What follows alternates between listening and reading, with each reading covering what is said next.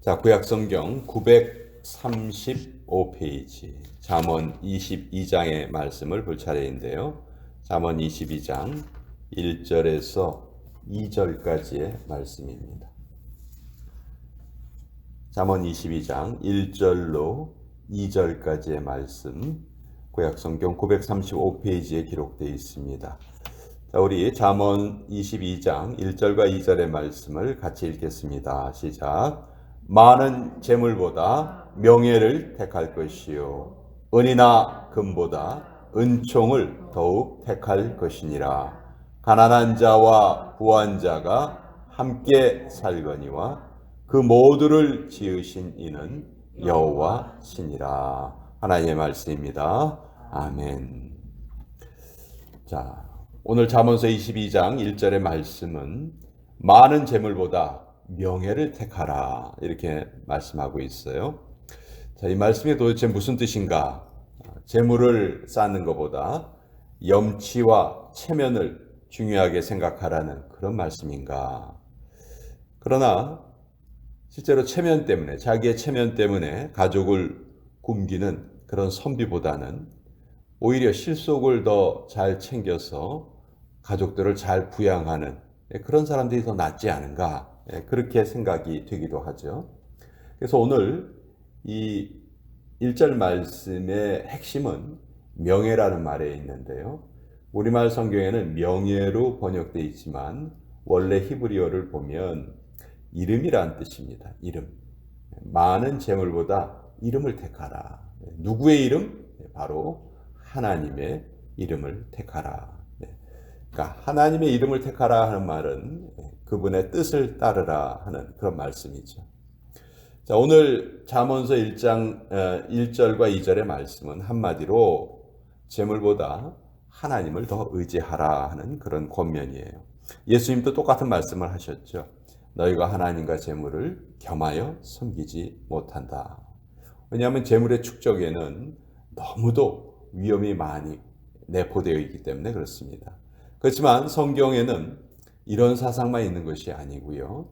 두 가지 사상이 성경에 공존하고 있습니다. 하나는 재물을 악으로 규정하는 그런 사상이 처음부터 끝까지 있고, 또 하나는 재물을 하나님이 내려주신 선물로 그렇게 말씀하시는 그런 구절도 참 많아요. 겸손과 여호와를 경외함의 보응은 재물과 영광과 생명이니라. 하나님을 잘 보응하는 것에, 하나님을 잘 경외하는 것에 대한 대가는 재물로 주어질 수 있다. 성경은 또 이렇게 말씀하고 있거든요. 그렇지만 하나님의 선물로 주어지는 재물 역시 반드시 하나님의 뜻대로 사용되어야지만 온전한 하나님의 선물이 될 수 있는 것이죠. 그래서 이 재물에 대한 우리의 생각은 늘 어느 한쪽으로 치우쳐 있으면 안 됩니다. 재물은 무조건 악한 것이다, 그렇게 바라봐도 안 되고, 재물을 받는 것은 무조건 하나님의 선물이다, 이런 극단적인 것은 우리가 늘 경계해야 돼요.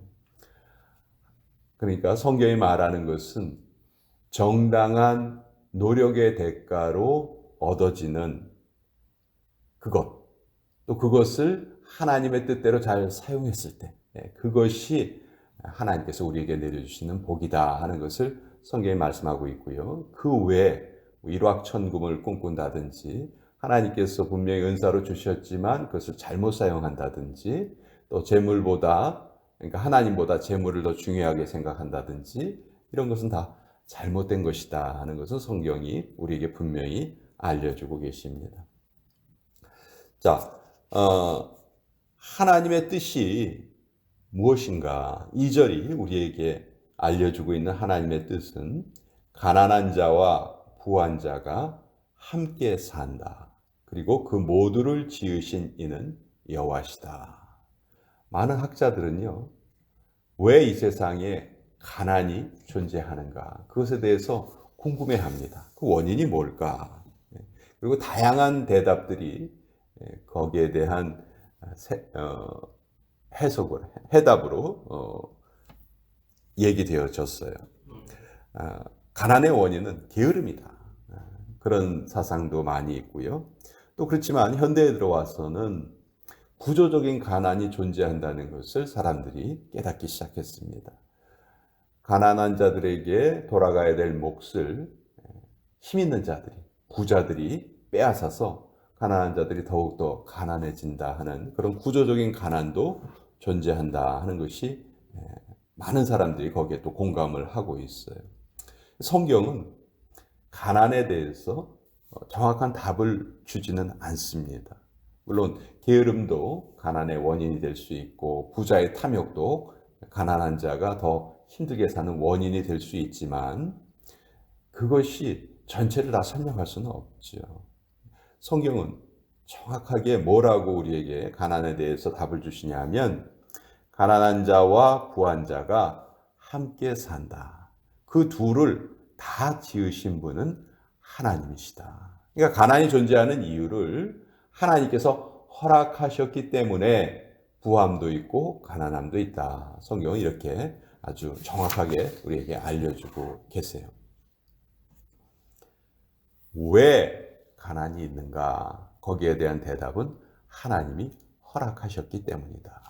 그러니까 우리가 더 이상 가난에 대한 원인을 찾으려 하지 않고 그럼 이렇게 하나님이 허락하신 이 세상에서 우리는 무엇을 해야 하는가? 신앙인의 가장 중요한 질문은 왜가 아니고 무엇이라고 말씀드렸죠. 왜라는 것을 찾다 보면 원인을 알 수 없는 경우가 너무 많아요. 그렇지만 무엇이라는 답을 찾기 위해서 하나님께서 우리에게 주신 모든 것을 다 활용을 한다면 분명히 거기에 대해서 우리가 답을 찾을 수가 있죠. 가난한 자와 부자는 서로가 서로를 인정하면서 존중하면서 살아야 한다. 왜? 하나님께서 그 두 사람을 다 지으셨기 때문에. 가난한 자에게 부자는 함께 살아가야 될 사람이고 또 부자에게 가난한 사람 역시 함께 살아가야 될 존재라는 것이. 하나님께서는 우리 모든 사람들이 도움을 주고 받으면서 살기를 원하셨죠. 그래서 가난한 자와 부자가 동시에 함께 존재하고 있는 것입니다. 그래서 신명기 15장 11절에 이런 구절이 있어요.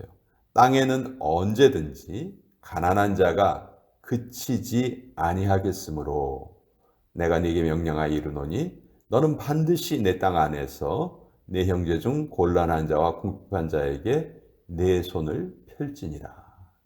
땅에는 언제나 가난한 자가 끊어지지 않는다. 그렇다면 그 가난한 자가 끊어지지 않게 하신 하나님의 뜻은 무엇이냐?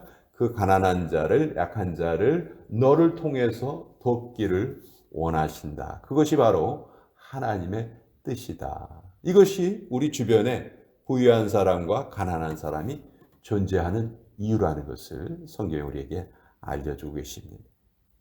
이 사상은요, 신약에도 그대로 이어집니다. 요한일서 3장 17절에 누가 이 세상의 재물을 가지고 형제의 궁핍함을 보고도 도와줄 마음을 닫으면 하나님의 사랑이 어찌 그 속에 거하겠느냐. 요한은 이렇게 말하고요. 야고보 선생은 더 구체적으로 말하죠. 만일 형제나 자매가 헐벗고 일용할 양식이 없는데 너희 중에 누구든지 그에게 이르되 평안히 가라, 덥게 하라, 배부르게 하라 하며 그 몸에 쓸 것을 주지 아니하면 무슨 유익이 있으리요.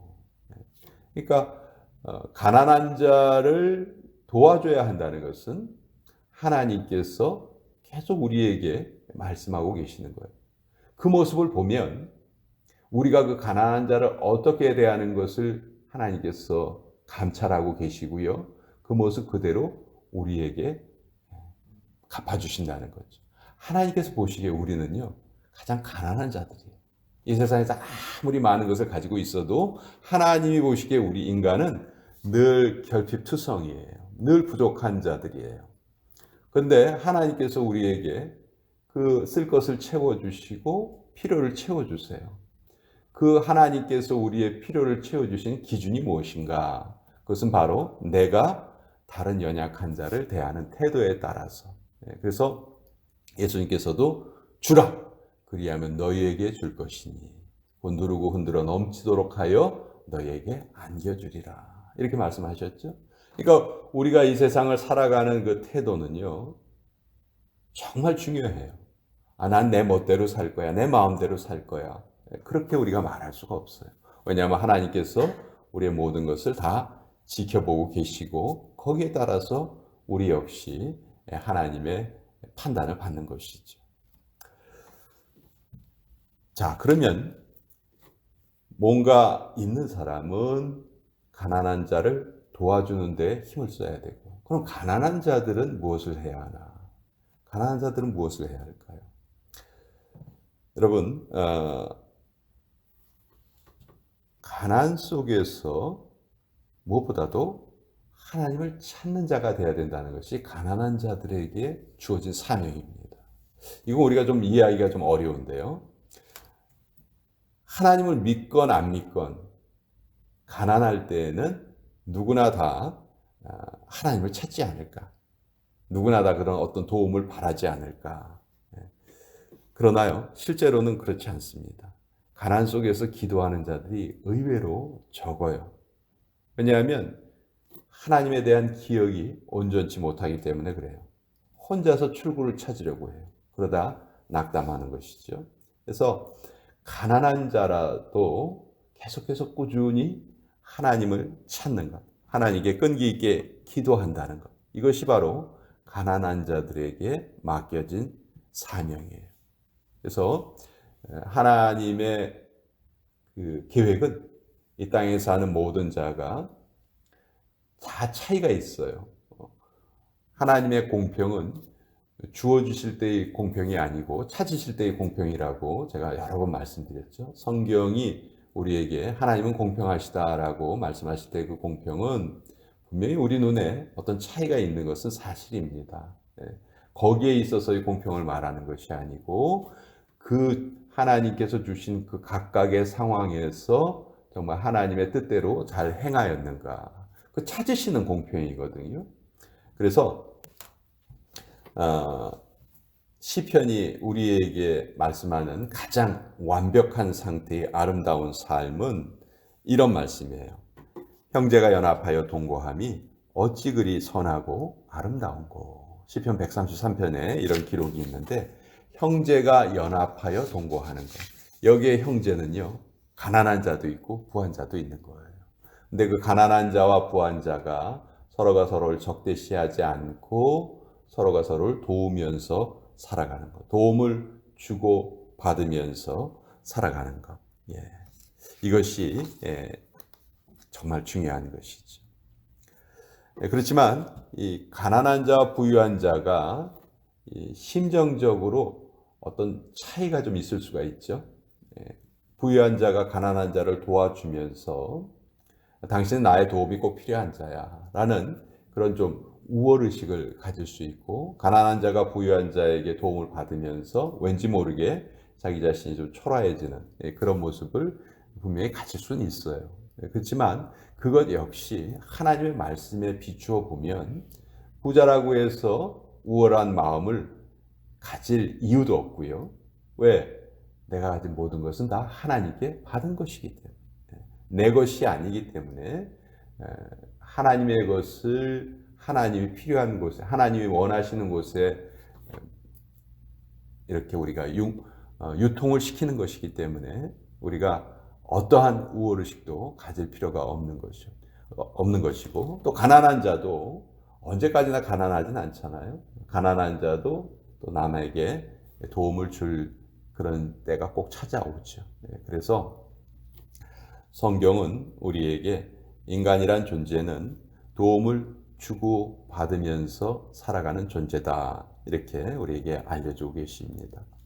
그래서 오늘 말씀을 요약을 하면은 1절에 많은 재물보다 하나님의 이름을 택하라.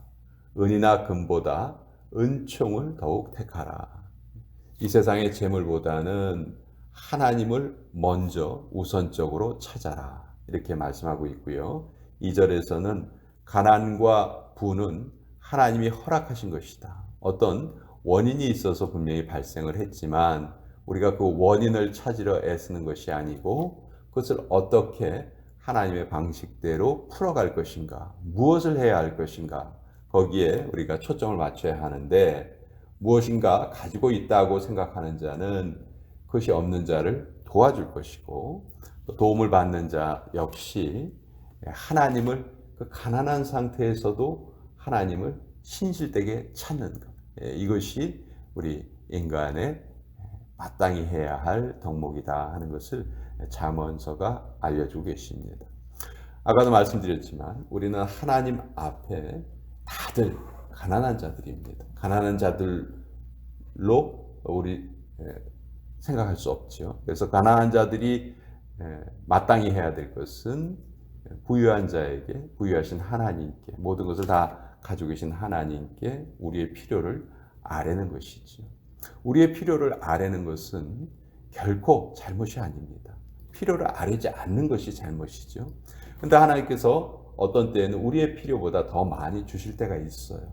우리의 필요보다 더 많이 주시는 것은 타인을 위해서 그것을 사용해라 하는 그런 의미로 주시는 것이죠. 그래서 우리는 늘 재물의 노예가 되지 않고 재물이 우리의 노예가 되어야 됩니다. 우리 인생에서 그것만 그 원리만 우리가 잘 깨닫고 살아도 정말 부유한 삶을 살 수 있다. 늘 돈 하는 삶에서 떠나서 돈이 항상 하나님보다 밑에 있고 나의 존재보다 밑에 있는 그런 삶을 우리가 추구해야 한다. 그것이 성경이 우리에게 알려주신 진리입니다. 성경은 부에 대해서 극단적인 사상을 계속 경계하고 계시죠. 부는 하나님의 은총의 결과다라는 극단적인 사상, 또 부는 우리를 타락시키는 원흉이다, 하나님과 재물을 경하여 섬길 수 없다 하는 또 이런 극단적인 사상, 이 두 가지에 우리가 머물러 있는 것을 성경은 우리에게 원하지 않습니다. 그렇기 때문에 이 두 가지를 다 같이 가르치시는 거예요. 그래서 우리는 항상 어느 시점에서 중용을 선택할 줄 알아야 되고, 또 그 중용이 어렵기 때문에 늘 하나님께 우리의 상황을 아뢰고 그때그때 내려주신 하나님의 지시를 따라서 하루하루를 살아가는 것이다. 그것이 성경이 우리에게 알려주시는 진리다 하는 것을 오늘 잠언서를 통해서 또 같이 한번 나누어 보았습니다. 자, 오늘 토요일 아침인데요.